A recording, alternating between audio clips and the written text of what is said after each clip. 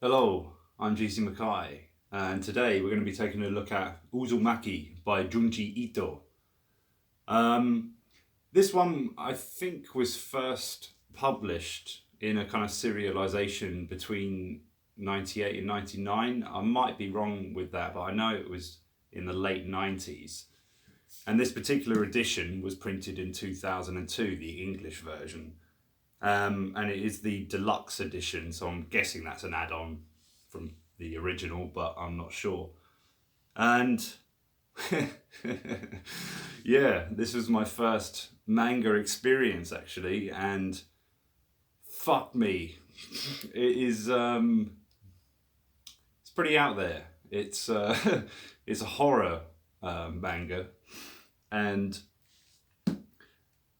where do I begin with this? I suppose I could talk about the general gist of the story, which is, well, actually, I first heard of it when reading In the Dust of This Planet, and I was actually quite interested in picking it up eventually, and I finally managed to do so. And yeah, it didn't disappoint. And the reason it was mentioned in The Dust of This Planet was because in that Eugene Thacker wanted to talk about the world without us. So that was like trying to think about the world without human beings in it, but also beyond human thought at the same time. So how the world kind of operates without us or with complete indifference to us, essentially. So kind of in a Lovecraftian sense. And Junji Ito has actually made many comments saying that he owes a lot to Lovecraft, and it really shows during this. So the basic summary of the story is told by the main protagonist of Kiri, and she has a boyfriend called Suichi, and she kind of begins it in a traditional sense of, you know, the kind of like, oh, I want to tell you about what happened to my town and all that kind of thing, but it gets straight into it. And Suichi's father, who she bumps into, is looking at a snail and obsessively, but he's more looking at the shell of the snail and the spiral shape that it makes. And yeah, from there, this idea of a spiral becomes everything, basically. The spirals are everywhere. You start to see them in grass roots, you see them in mollusks, you see them in certain types of food. And some people seem to get possessed by this image. And Soichi's father seems to be the first one. And by the end of the... This is just the first chapter, bear in mind. And it's pretty damn fucking horrific, if I'm honest. Because he gets so obsessed that he decides to make his body into a... Well, let me just put that there so you can get a good idea of what I'm talking about. And that is this far in to a book that has this remaining. So yeah, it's pretty fucked up. And what I really loved about it, though, was just how the imagery can not only disgust and be quite revolting or even repulsive, but also how beautiful it is, really. It's like there's many images throughout. There's one just shortly after that first chapter that I really like, and it does play along, you know, so we're into the second chapter here, and you're just getting loads of these different images. That's after Soichi's father is cremated and his ashes, or the smoke from his ashes, rise out of the furnace, and then they create this spiral shape in the air.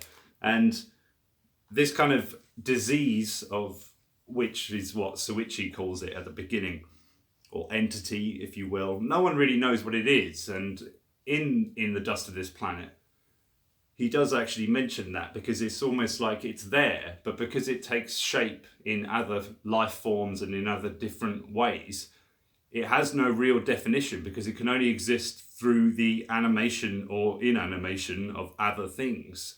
So who's to say what it even is, kind of thing. So that's what's kind of really creepy about it. And as Lovecraft says, man's biggest fear is fear of the unknown.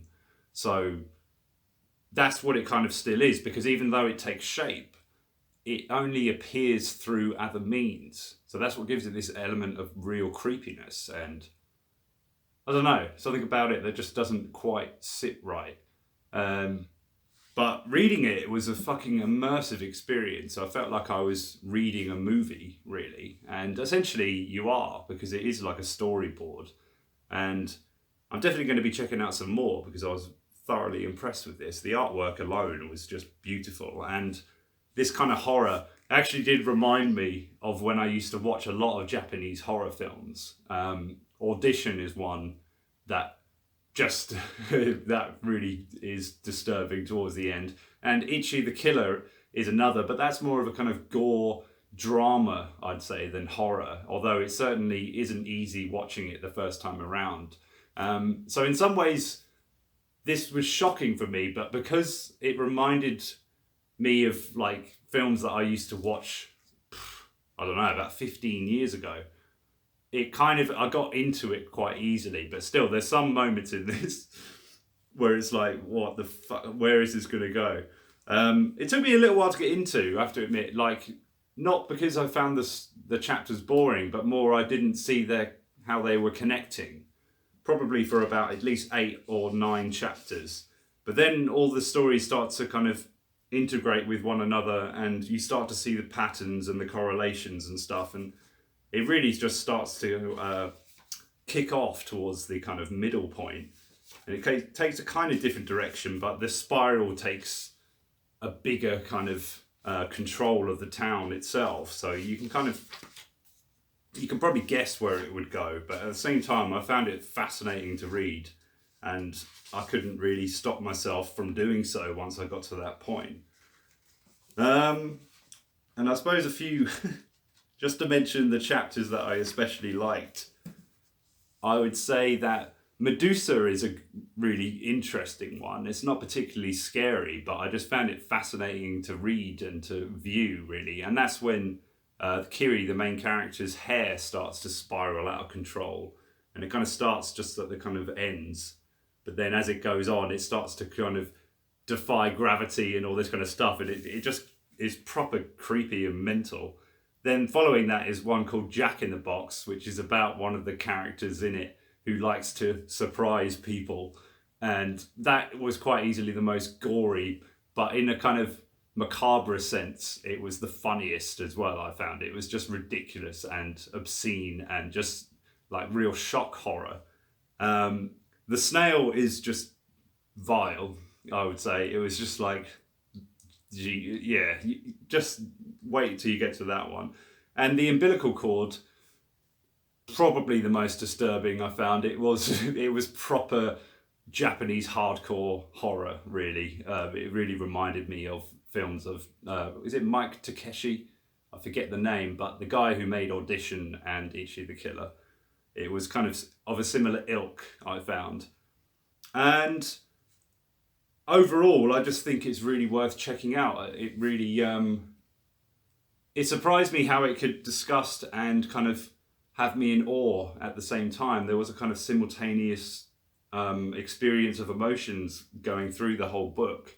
And the ending for me was perfect. I thought it was really like, although it might seem a little bit obvious and might leave a few people disappointed in some way, for me, the whole symbolic nature of a spiral and what we interpret from that, and, you know, I don't want to spell it out for you, but, you know, it makes perfect sense, basically, the ending. It's kind of comes full circle, I suppose, in the way that it can. And yeah, that's it from me. You may have noticed recently that the video quality has been shit, and it is something that's concerning me quite a bit now. I'm getting fed up with recording on my phone. So, as it's Christmas next week, and then it's going to be New Year's Day the following week, I'm probably going to take a little break, but maybe not. Maybe I'll pop up and say hi, but I won't be doing anything in depth. And hopefully, in the new year, the quality will suddenly reappear and hopefully be even better as well. So that's my kind of aim. But if I don't see you till then, have a great fucking holidays and all that bullshit. I'm sure we're all really looking forward to it, aren't we? But yeah, having a break's always nice, and yeah, I'll see you soon, bitches.